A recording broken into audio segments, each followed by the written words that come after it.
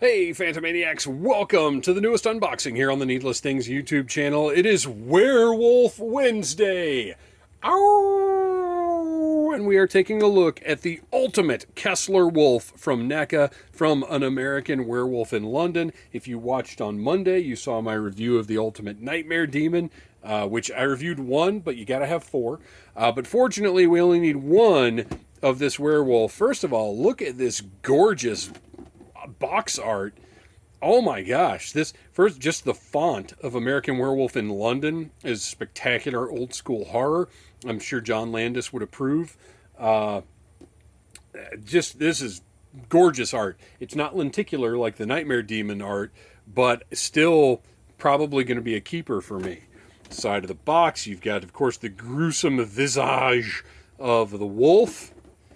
In the back, oh, you know what? I didn't read, there was no text. I just realized there was no text on the Nightmare Demons, but over here, we do have a little bio. David and Jack, two American college students, are backpacking through Britain when a large wolf attacks them. David survives with a bite, but Jack is brutally killed. As David heals in the hospital, he's plagued by violent nightmares of his mutilated friend, who warns David that he is becoming a werewolf. When David discovers the horrible truth, he contemplates committing suicide before the next full moon causes him to transform from man to murderous beast. Interesting that you would even put the word suicide on a toy that is available from American retailers. And actually, now that I'm thinking about it, I have not yet seen this toy in American retailers. I got mine from BigBadToyStore.com, my favorite toy retailer on the internet. If you haven't seen this movie, you have to see this movie. All of the makeup design and the werewolf transformation was done by Rick Baker, who won the first ever Academy Award for makeup on this movie. And for the fact that in 1981, a horror movie won an Academy Award in any way, shape, form, or fashion is wild. So that's how big a deal this is. And if you've not seen the movie, I'm sure you've heard about the incredible werewolf transformation, and it is still incredible to this day. The best ever caught on film. Or the best ever filmed. I guess caught on film makes it sound like it actually happened, which maybe it did. Anyway, credits on the bottom of the box. Absolutely love that NECA does that. And then we've got open up the front of the box, and you've got little art from the alleyway from the end of the movie, and then you've got the wolf itself looking absolutely incredible. This was a Father's Day gift that I received. I don't know when this video is going to post, but I received it on Father's Day, obviously. That's how awesome my family is. They know me well. So let's open this guy up and take a look at this giant beast of an action figure. And I gotta say, we need a dead Jack to go along with the wolf and the nightmare demons. Like, it's a must. And I wouldn't mind having, like, just backpacking David and Jack. I would probably buy them. And you say, oh, well, they're just human characters. Who's going to buy just a couple of human characters? But guess what? We buy Marty McFly and Biff Tannen, don't we? So, of course, I want David and Jack. We've got the alleyway here. Beautiful photograph of models put up by NECA photographers, and let's see. I will have already gone to Joe Fest. There is an artist. Oh gosh, I cannot remember his name. There's a guy on Instagram that makes dumpsters like this that you can actually purchase, custom toy dumpsters. But anyway, this is great. This is all model stuff that they use to take the photographs that are on the toy box, which is awesome. I like that they're including that stuff as backdrops now. Look at the size of this head just sitting right here. Okay, so we have a lot of stuff to cut through. Let's see how quickly we can cut through it, and then afterwards how quickly we can clean up all the stupid little plastic tabs that are left behind after we cut through all this stuff. Can I get in that mouth there? Yeah. I hate these, and I know you're sick of hearing it, and I don't care. I hate these plastic tabs so much. They are the worst toy securing method of my lifetime. Because you can't do anything other than cut through them. You have to actually cut through these stupid things. They're even worse. Oh, and now we've got this giant mega twist tie. Oh, come on. All right. Let's do this the old-fashioned way.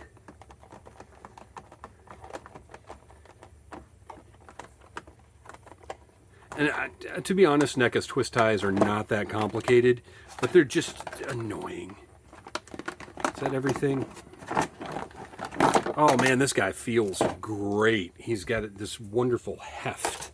All right, let me clean up my workspace here real quick. Okay. Wow. What a... Oh man. To see... Because I've seen this movie, I don't even know how many times. And you admire the look of the werewolf and what they accomplish. But to actually be able to see up close just all of this magnificent detail and really the full design of the wolf and how human it is. It's not just a giant wolf. It has, a human torso, human, the arms and the legs, like they're warped, but it still has those sort of human proportions that make it unique and monstrous. Beautiful sculpting everywhere. I'm going to try and get the light into the best place I can so you guys can really see all this detail that I'm looking at. So the portrait, that is clearly not the best place. There we go. Oh, look at that. Absolutely fantastic.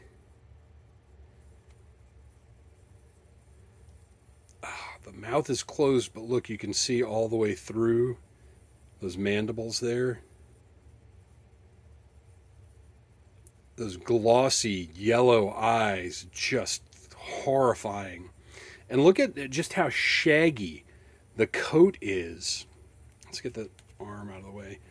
Oh, and again, articulation-wise, we're going to move everything around and we're going to feel good about it. So we've got disc with a peg. Here there's a peg. Here is just a hinge, which is fine. Everything feels sturdy. It's all very thick and sturdy. I don't feel nervous. You've actually got, I didn't notice that over here. You've got the ratcheting joints that are going to help, because this is a heavy piece. So those ratcheting joints are going to help this guy stand up on your shelf. Gosh, look at the dew claw. Or the thumb, as it were. And see, look at that. It is, it's not just a dew claw. It has that thumb-like design. And then the phalanges there. Definitely more human than canine. I mean, obviously they're short and stumpy, but they still have the finger-like quality. And then just the paint on the claws. It's not just yellow. It actually has, there are a couple of different colors in there. I just love how shaggy this sculpt is. For some reason, it just makes it all the more disturbing. Let's put those legs back down.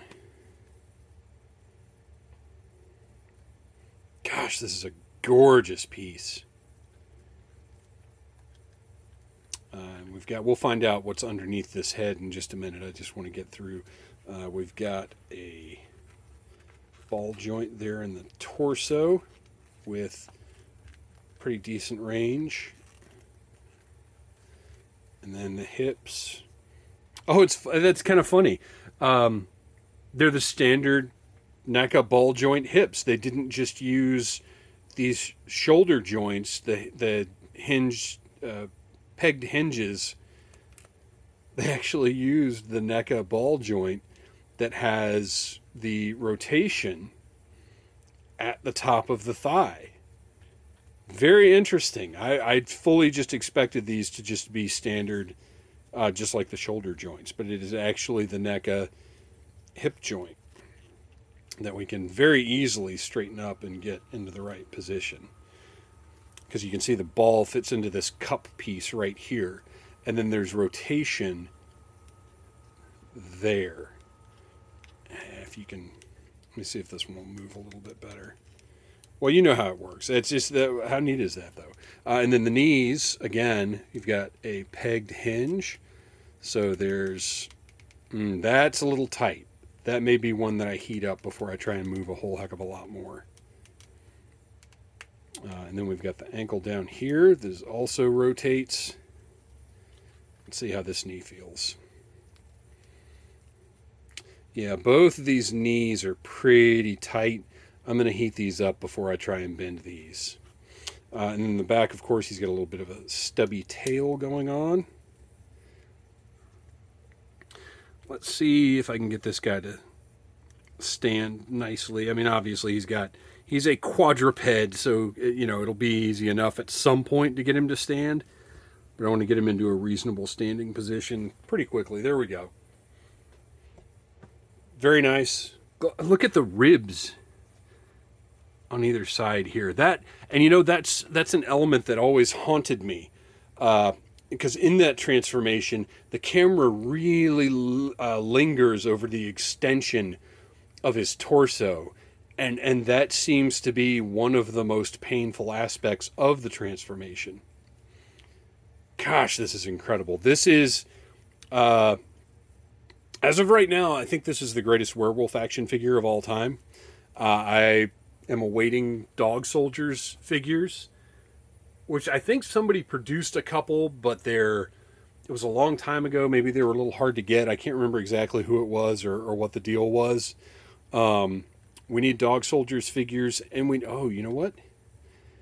There is, so this ruff right here, oh, there we go. You can see the neck goes up through this piece, so you actually have a bigger range of motion available. That's very nice. But yeah, Dog Soldiers and Ginger Snaps figures. Come on, NECA, do it. All right, let's take a look at the other portrait, and then we'll see how difficult it is to swap them out. So here we have the aggressive, angry, about to murder, or I guess just did murder, because it looks like those fangs are covered in blood and saliva. If you can see just how great that paint job is on those fangs, there's fresh murder in that mouth. You can see all the interior detail. I'd be very interested to compare this tooth setup to a human, because he's got human molars back there. And I wonder, I would be interested to compare this to an actual wolf's mouth to see how much of this is a human element and how much of it is just canine. But it looks fantastic. The teeth are a little softer rubber. That's fine because I don't want them breaking off. The eyes, just that intense, terrifying look. So we can see in the back here, we've got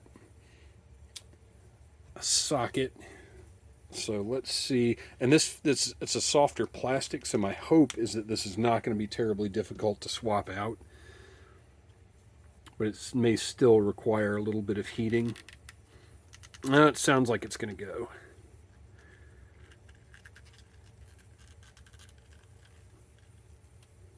Did I get it? Yeah, okay. There we go. And so now we have a ferocious murder wolf portrait on this guy. Oh man, this is fantastic. And the heft and the feel, it's hard for me to define the sturdiness that I feel in this figure, but it just feels sturdy. I'm sorry, this is not making for a good video. The sturdiness in this figure, again, NECA has just improved leaps and bounds from where they were just a few years ago, as far as how sturdy their figures seem and how comfortable I am moving the articulation and switching the parts and whatever else. But this is a gorgeous, gorgeous toy. If you see the Kessler Wolf, buy it.